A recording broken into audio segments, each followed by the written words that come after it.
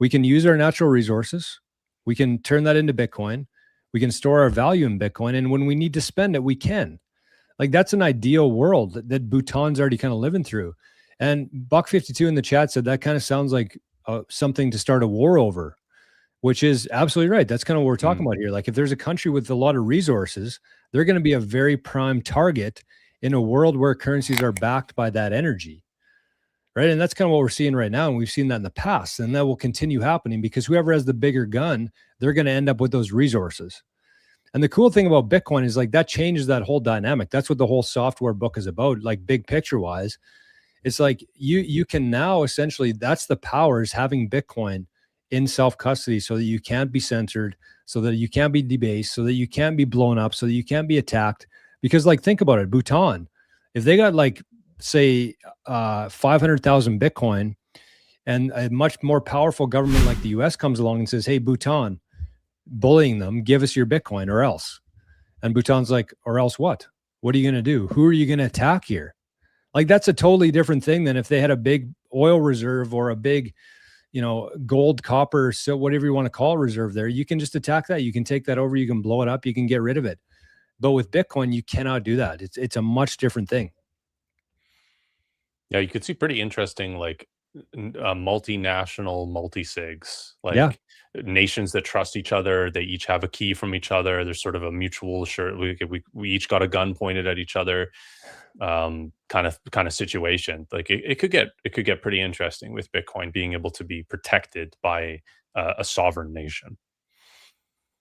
I think it will come naturally, but I wouldn't discount for how long this fiat game can still be played. I agree with you guys, like 100%. It cannot be played for an infinite amount of time. There has to be a stop. There has to be at some point where the network effect and the domination of Bitcoin is just too big, and the ecosystem is also too good for people like, why don't I just use the Bitcoin thing? Like, why do you need your government token?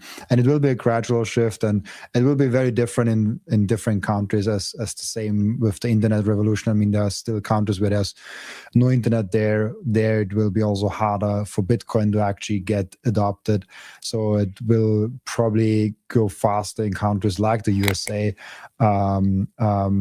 or like maybe small countries like Bhutan or like El Salvador, and it will be harder in other countries. I mean, North Korea might be a harder country for Bitcoin to spread than it's in the USA. So there is different paces to that. It's not like the world switches together, but I think it's just a matter of time. And I'm not sure if I live so high that I can see a world where like most countries operate on a Bitcoin standard, and fiat is kind of like, I'm very, I mean, I had people. Robin, can it drag out that long though? I don't know. Like I'm already fascinated by how long fiat already runs. Yeah. Like, that's fair. But I mean, Bitcoin's pretty new. And I just feel like we're kind of at the point now where there's just so much information available. And I agree that there's going to be some countries that really get locked out of it because their government is so tyrannical. But like, it's kind of the same thing with Caitlin Long, where she wanted to open up that bank that was 100% backed by their reserves. And they're like, you can't do that. And she's like, why? And I don't know if they gave her the reason why, but it's like, because then everybody would use your bank and it would make this old system obsolete. So that's what it really is to me, is like, as soon as there's one country like the US or Russia or China, India, that says, hey, we're done with this fiat stuff. We're going to actually back our currency by something. I mean, BRICS has been talking about it for a while, but it hasn't really got anywhere. But like, it just takes one, and then all the capital kind of flows into that. And that's what we've seen in Bitcoin. Like, think about how much capital has flowed into Bitcoin, because it's just a better system, and people aren't stupid. You can't shut this thing off now. And I think it's, I agree with Robin in the sense of, I really have no idea, and it could be longer. Don't underestimate these bozos. But at the same time, I don't think it can take that long, just because of that reason. Is like, capital flows very efficiently where it's wanted the most. And I think that's what's going to play out.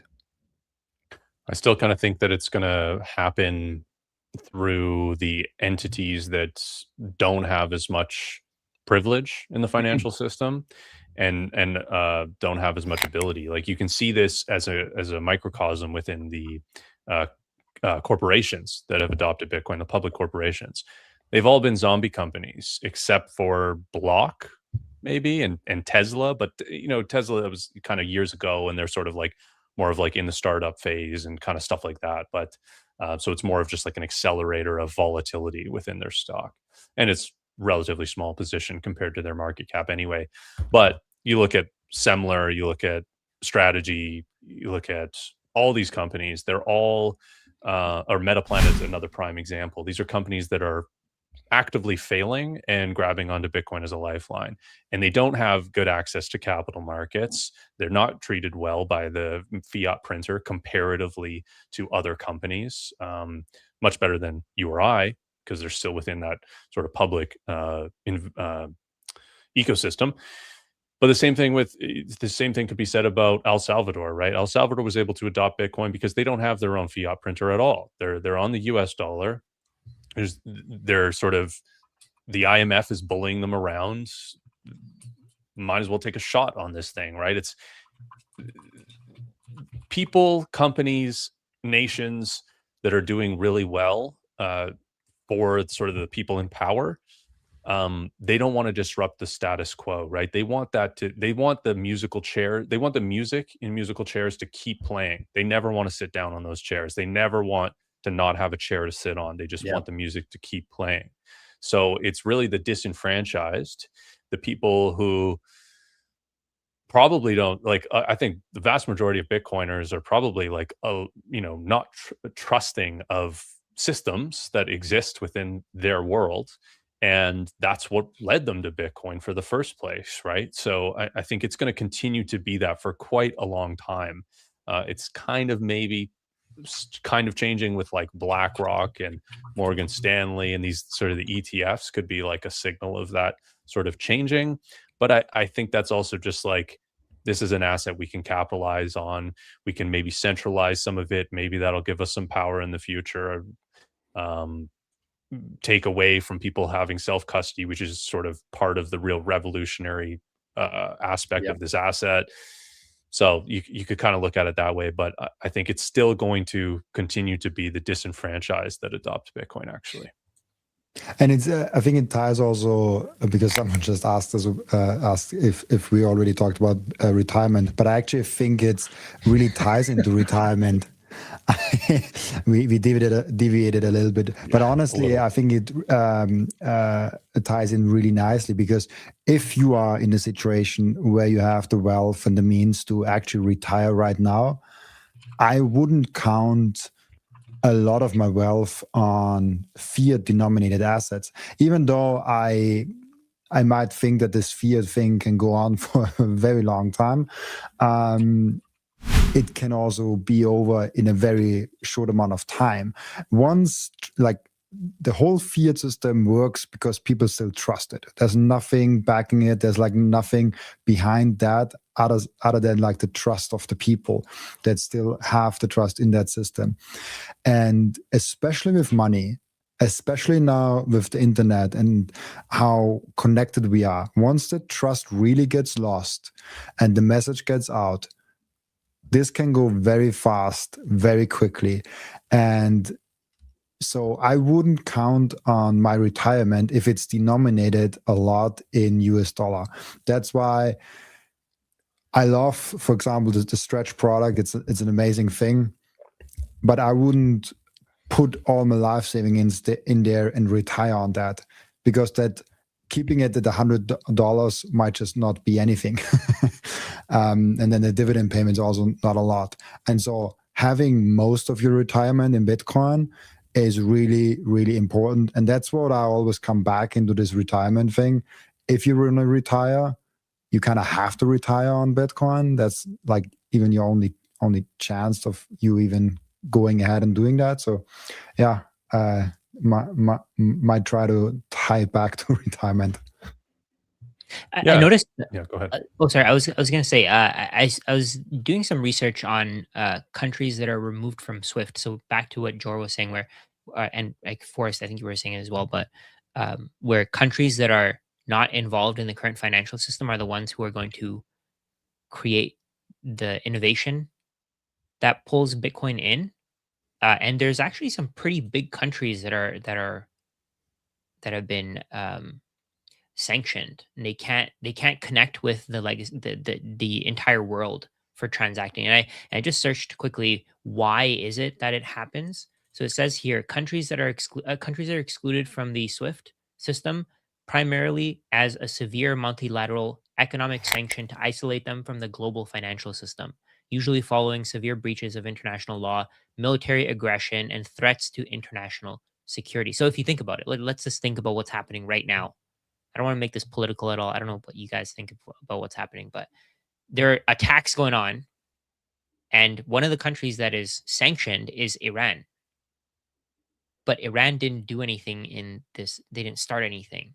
So why is it that they're sanctioned, but the US isn't? Like it just feels like when you kind of think about that, when you kind of try to connect the dots, it kind of makes me think like, oh, maybe the current financial system is designed to keep countries from rebelling.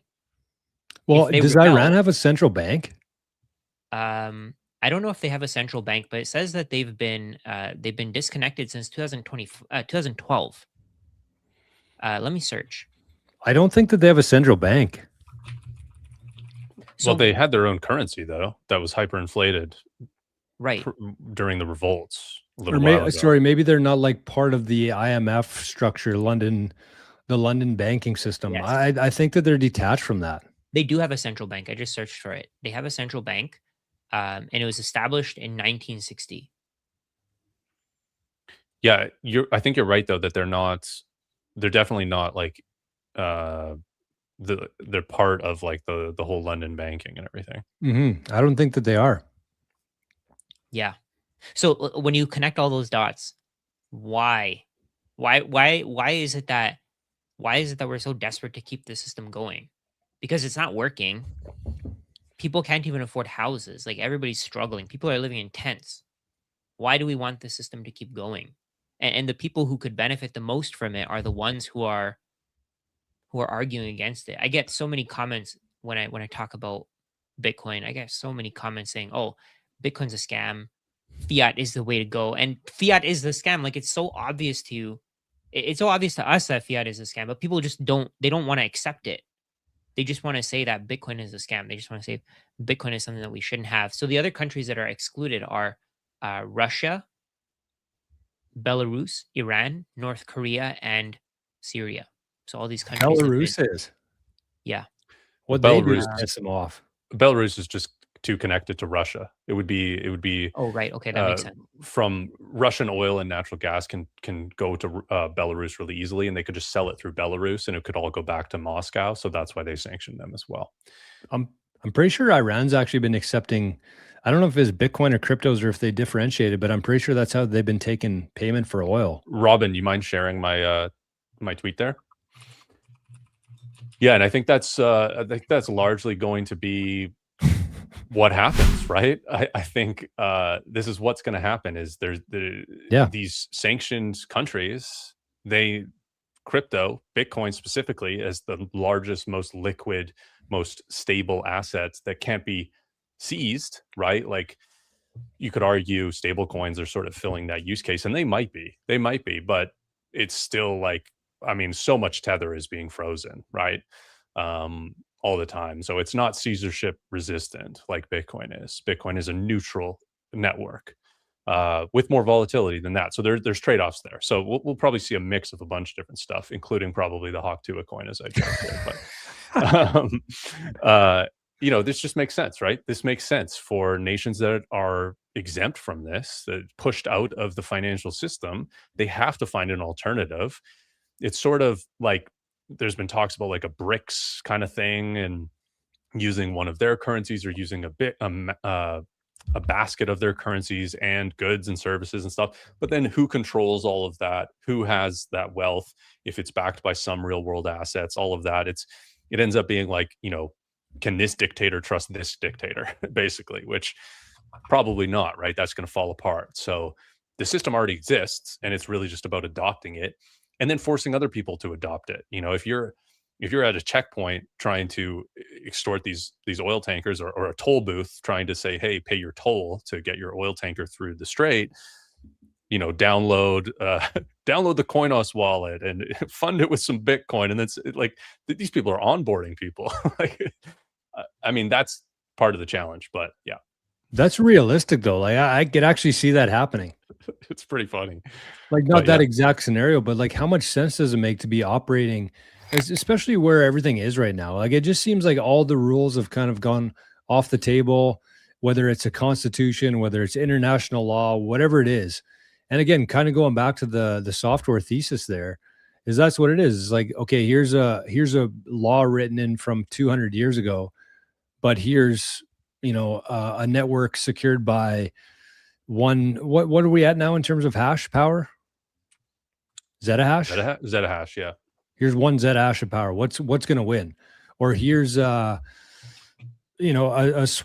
it is. It's real power versus abstract power, and those all contracts and laws, and like where the world is right now, those work great when people are getting along, but when they're not, it's all out the window. And so when a country doesn't have the ability to sell their prime assets for this in the system, they find another way to do it. And then other countries say, hey, why are we still using the US dollar? We're not that, why don't we just use Bitcoin? Why don't we just use Hawk Tuah coin?